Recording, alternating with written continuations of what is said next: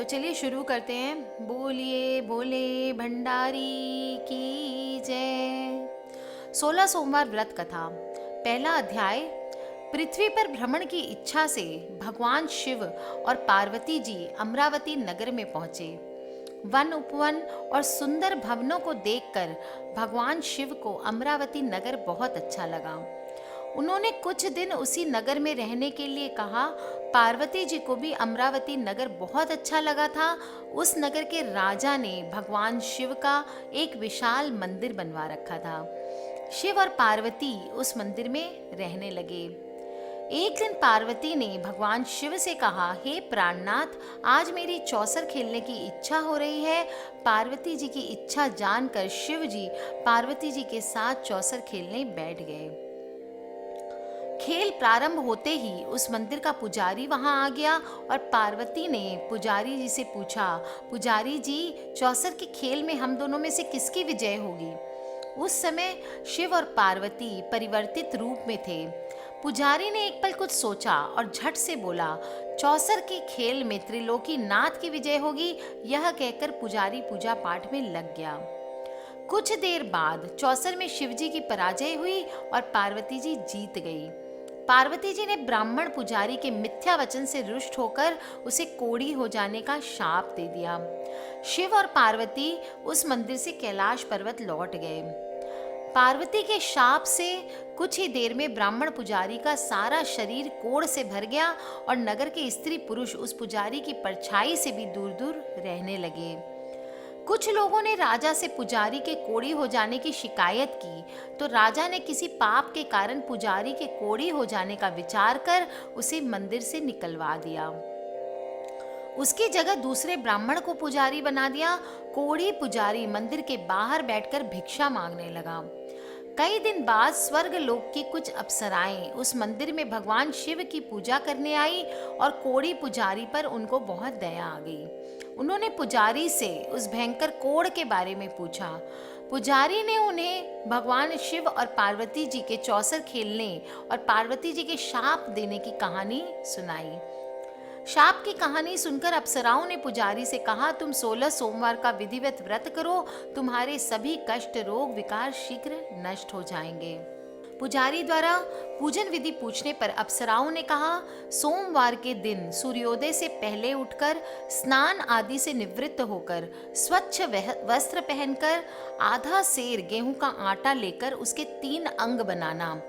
फिर घी का दीपक जलाकर गुड़, नैवेद्य, बेलपत्र, चंदन, अक्षत, फूल, पुंगी फल, जनेऊ का जोड़ा लेकर प्रदोष काल में भगवान शिव की पूजा अर्चना करना।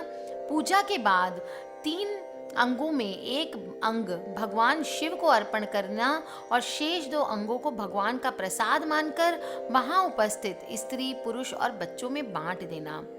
इस तरह व्रत करते हुए जब 16 सोमवार बीत जाए तो 17वें सोमवार को 1 पाव आटे की बाटी बनाकर उसमें घी और गुड़ मिलाकर चूरमा बनाना। फिर भगवान शिव को भोग लगाकर वहां उपस्थित स्त्री, पुरुष और बच्चों को प्रसाद बांट देना।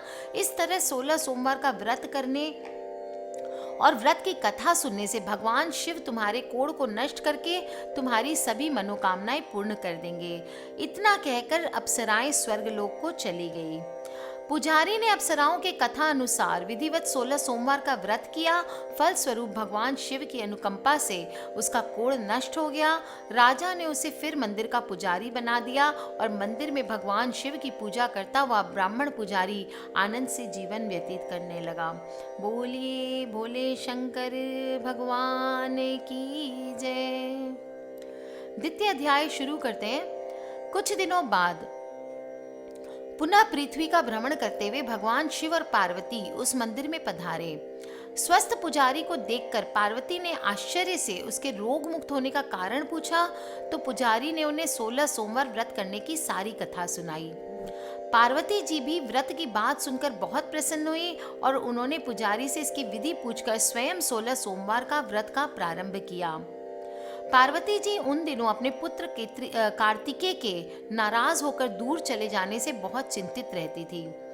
वे कार्तिकेय को लौटा लाने के अनेक उपाय कर चुकी थी, लेकिन कार्तिकेय लौटकर उनके पास नहीं आ रहे थे। 16 सोमवार का व्रत करते हुए पार्वती जी ने भगवान शिव से कार्तिकेय के लौटने की कामना की और व्रत समापन के तीसरे दिन सचमुच कार्तिकेय वापस लौट आए। कार्तिकेय ने अपने हृदय परिवर्तन के संबंध में पार्वती जी से पूछा, हे माता, आपने ऐसा कौन सा उपाय किया था जिससे मेरा क्रोध नष्ट हो गया और मैं वापस लौट आया। तब पार्वती जी ने कार्तिकेय को 16 सोमवार के व्रत की कथा कह सुनाई। कार्तिकेय अपने एक ब्राह्मण मृत ब्रह्मदत्त के परदेश चले जाने से बहुत दुखी थे। वह वापस नहीं आ रहे थे। उसको वापस लौटाने के लिए कार्तिकेय ने भी 16 सोमवार के व्रत करते हुए ब्रह्मदत्त के वापस लौटाने की कामना प्रकट की। व्रत के समापन के कुछ दिनों के बाद मित्र लौट आया। ब्रह्मदत्त ने लौटकर कार्तिकेय से कहा, प्रिय मित्र, तुमने ऐसा कौन सा उपाय किया था जिससे परदेश में मेरे विचार एकदम परिवर्तित हो गए और मैं तुम्हारा स्मरण करते हुए लौट आया। कार्तिकेय जी ने अपने मित्र को 16 सोमवार के व्रत की कथा विधि कह सुनाई। ब्राह्मण मित्र व्रत के बारे में सुनकर बहुत खुश हुआ। उसने भी व्रत करना शुरू कर दिया। 16 सोमवार व्रत का समापन करने के बाद ब्रह्मदत्त यात्रा पर निकला। कुछ दिनों बाद ब्रह्मदत्त एक नगर में पहुंचा। नगर के राजा हर्षवर्धन की बेटी राजकुमारी गुंजन का स्वयंवर हो रहा था।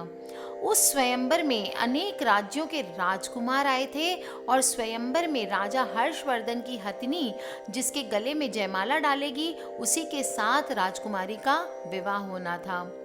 ब्रह्मदत्त भी उत्सुकतावश महल में चला गया। वहां कई राज्यों के राजकुमार बैठे थे। तभी एक सजी धजी हथिनी सूंड में जयमाला लिए वहां आई। उस हथिनी के पीछे राजकुमारी गुंजन दुल्हन की वेशभूषा में चल रही थी। हथिनी ने ब्रह्मदत्त के गले में जयमाला डाल दी। फलस्वरूप राजकुमारी का विवाह ब्रह्मदत्त से हो गया। 16 सोमवार के व्रत के प्रभाव से ब्रह्मदत्त का भाग्य बदल गया। ब्रह्मदत्त को राजा ने बहुत सा धन और स्वर्ण आभूषण देकर विदा किया। अपने नगर में पहुंचकर ब्रह्मदत्त आनंद से रहने लगा। एक दिन उसकी पत्नी गुंजन ने पूछा, हे प्राणनाथ, आपने कौन सा शुभ कार्य किया था कि उस हथिनी ने राजकुमारों को छोड़कर आपके गले में जयमाला डाल दी। ब्रह्मदत्त ने 16 सोमवार व्रत की सारी कहानी बताई। अपनी पत्नी से 16 सोमवार का महत्व जानकर राजकुमारी गुंजन ने पुत्र की इच्छा से 16 सोमवार का व्रत किया। निश्चित समय पर भगवान शिव की अनुकंपा से राजकुमारी के एक सुंदर व स्वस्थ पुत्र उत्पन्न हुआ और पुत्र का नामकरण गोपाल के रूप में हुआ। दोनों पति पत्नी सुंदर पुत्र को पाकर बहुत खुश हुए। पुत्र ने भी माँ से एक दिन प्रश्न किया कि मैंने तुम्हारे ही घर में जन्म लिया, इसका क्या कारण है। माता गुंजन ने पुत्र को 16 सोमवार के व्रत की जानकारी दी और कहा कि भगवान शिव के आशीर्वाद से ही मुझे तुम जैसा गुणी व सुंदर पुत्र मिला है। व्रत का महत्व जानकर गोपाल ने भी व्रत करने का संकल्प किया और गोपाल जब 16 वर्ष का हुआ तो उसने राज्य पाने की इच्छा से 16 सोमवार का विधिवत व्रत किया। व्रत समापन के बाद गोपाल घूमने के लिए समीप के नगर में गया। उस नगर के राजा के महामंत्री राजकुमार के विवाह के लिए सुयोग्य वर तलाश कर रहे थे। राजा ने गोपाल को देखा तो बहुत प्रसन्न हुए। फिर गोपाल से उसके माता पिता के संबंध में बात करके उसे अपने साथ महल में ले गए। वृद्ध राजा ने गोपाल को पसंद किया और बहुत धूमधाम से राजकुमारी का विवाह उसके साथ कर दिया गया। 16 सोमवार के व्रत करने से गोपाल महल में पहुंचकर आनंद के साथ रहने लगा। बोले बोले भंडारी की जय, शंकर भगवान की जय। तृतीय अध्याय शुरू करते हैं। 2 वर्ष बाद राजा का निधन हो गया तो गोपाल को उस नगर का राजा बना दिया गया। इस तरह 16 सोमवार का व्रत करने से गोपाल की राज्य पाने की इच्छा पूर्ण हो गई और राजा बनने के बाद भी गोपाल विधिवत 16 सोमवार का व्रत करता रहा। व्रत के समापन पर 17वें सोमवार को गोपाल ने अपनी पत्नी मंगला से कहा कि व्रत की सारी सामग्री लेकर समीप के शिव मंदिर में वो पहुंच जाए। मंगला ने पति की बात की परवाह नहीं की और सेवकों द्वारा पूजा की सामग्री मंदिर में भिजवा दी। मंगला स्वयं मंदिर नहीं गई। जब गोपाल ने भगवान शिव की पूजा करी तो आकाशवाणी हुई, हे राजन, तेरी रानी मंगला ने 16 सोमवार व्रत का अनादर किया है, सो रानी को महल से निकाल दे, नहीं तो तेरा सब वैभव नष्ट हो जाएगा, तू निर्धन हो जाएगा। आकाशवाणी सुनकर गोपाल बुरी तरह चौंक पड़ा। उसने तुरंत महल में पहुंचकर अपने सैनिकों को आदेश दिया कि रानी मंगला को बंदी बनाकर ले आओ और उसे दूर किसी नगर में छोड़ आओ। सैनिकों ने राजा की आज्ञा का पालन कर रानी को जंगल में छोड़ दिया और मंत्रियों ने राजा से प्रार्थना की कि वे रानी को अन्यत्र ना भेजें। तब राजा गोपाल ने आकाशवाणी वाली बात बताई तो वे भी भगवान शिव के प्रकोप के भय से शांत होकर रह गए। रानी मंगला भूखी प्यासी उस नगर में भटकने लगी। मंगला को उस नगर में एक बुढ़िया मिली। वह बुढ़िया सूत काटकर बाजार में बेचने जा रही थी, लेकिन उस बुढ़िया से सूत उठ नहीं रहा था। बुढ़िया ने मंगला से कहा, बेटी, यदि तुम मेरा सूत उठाकर बाजार तक पहुंचा दो और सूत बेचने में मेरी मदद करो तो मैं तुम्हें धन दूंगी। मंगला ने बुढ़िया की बात मान ली, लेकिन जैसे ही मंगला ने सूत की गठरी को हाथ लगाया तभी जोर की आंधी चली और गठरी खुल जाने से सारा सूत आंधी में उड़ गया। मंगला को मनहूस समझकर बुढ़िया ने उसे दूर चले जाने को कहा। मंगला चलते चलते नगर में एक तेली के घर पहुंची। उस तेली ने तरस खाकर मंगला को घर में रहने के लिए कह दिया, लेकिन तभी भगवान शिव के प्रकोप से तेली के तेल से भरे मटके एक एक करके फूटने लगे। तेली ने मंगला को मनहूस जानकर तुरंत घर से निकाल दिया। भूखी प्यासी रानी वहां से आगे की ओर चल पड़ी। रानी ने एक नदी पर जल पीकर अपनी प्यास शांत करनी चाहिए तो नदी का सारा जल उसके स्पर्श से सूख गया। अपने भाग्य को कोसती हुई रानी आगे चल दी। चलते चलते रानी एक जंगल में पहुंची। उस जंगल में एक तालाब था, उसमें निर्मल जल भरा हुआ था। निर्मल जल देखकर रानी की प्यास तेज हो गई। जल पीने के लिए रानी ने तालाब की सीढ़ियों से उतरकर जैसे ही जल को स्पर्श किया तभी उस जल में असंख्य कीड़े उत्पन्न हो गए। रानी ने दुखी होकर उस गंदे जल को पीकर अपनी प्यास शांत की। दोपहर की धूप से परेशान होकर रानी ने एक पेड़ की छाया में बैठकर कुछ देर आराम करना चाहा तो उस पेड़ के पत्ते पल भर में सूखकर बिखर गए।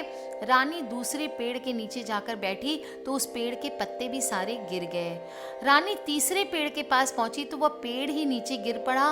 पेड़ों के विनाश को देखकर वहां पर गायों को चराते हुए ग्वाले बहुत हैरान हो गए और ग्वाले मनहूस रानी को पकड़कर समीप के मंदिर में पुजारी जी के पास ले गए। रानी के चेहरे को देखकर पुजारी जी जान गए कि रानी अवश्य किसी बड़े घर की है, भाग्य के कारण दर दर भटक रही है। पुजारी ने रानी से कहा, पुत्री, तुम कोई चिंता नहीं करो, तुम मेरे साथ इस मंदिर में रहो, कुछ ही दिनों में सब ठीक हो जाएगा। पुजारी की बातों से रानी को बहुत सांत्वना मिली। रानी उस मंदिर में रहने लगी, लेकिन उसके भाग्य में कोई परिवर्तन नहीं हुआ। रानी भोजन बनाती तो सब्जी जल जाती, आटे में कीड़े पड़ जाते और जल से बदबू आने लगती। इस प्रकार पुजारी भी रानी के दुर्भाग्य से बहुत चिंतित हुए और बोले, हे पुत्री, अवश्य ही तुझसे कोई अनुचित काम हुआ है जिसके कारण देवता तुझसे नाराज हैं, तुझे इतना कष्ट दे रहे हैं। पुजारी की बात सुनकर रानी ने अपने पति के आदेश पर मंदिर में न जाकर शिव की पूजा नहीं करने की सारी कथा सुनाई। तब पुजारी ने कहा, अब तुम कोई चिंता नहीं करो, कल सोमवार है और कल से तुम 16 सोमवार के व्रत को करना आरंभ कर दो।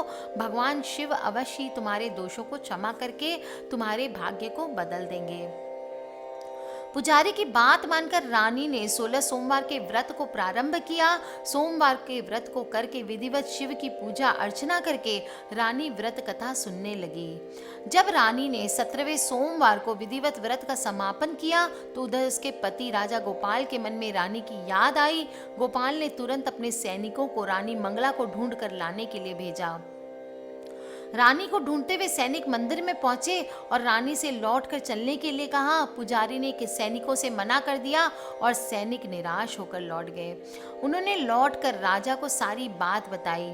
राजा गोपाल स्वयं उस मंदिर में पुजारी के पास पहुंचे और रानी को महल से निकाल देने के कारण पुजारी जी से क्षमा मांगी। पुजारी ने राजा से कहा, यह सब भगवान शिव के प्रकोप के कारण हुआ है, इसलिए रानी अब कभी भगवान शिव की पूजा की अवहेलना नहीं करेंगी। पुजारी जी ने समझाकर रानी मंगला को विदा किया।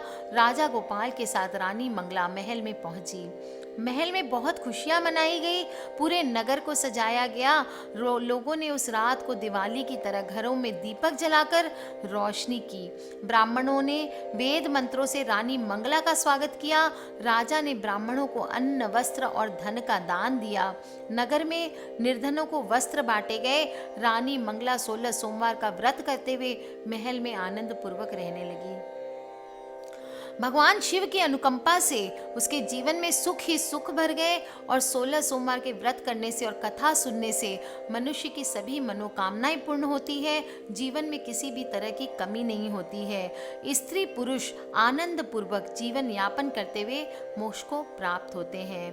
कथा संपूर्ण होती है। इस विधि से आपको पूजा करनी है 16 सोमवार की और फिर उद्यापन करना है। उद्यापन में दशमांश जप का अगर हो सके तो हवन करके सफ़ेद वस्तुएं जैसे चावल, श्वेत वस्त्र, दूध, दही, बर्फी, चांदी तथा फलों का दान करना चाहिए। आज के लिए बस इतना ही। बोलिए भोले भंडारी की जय। जय माता दी।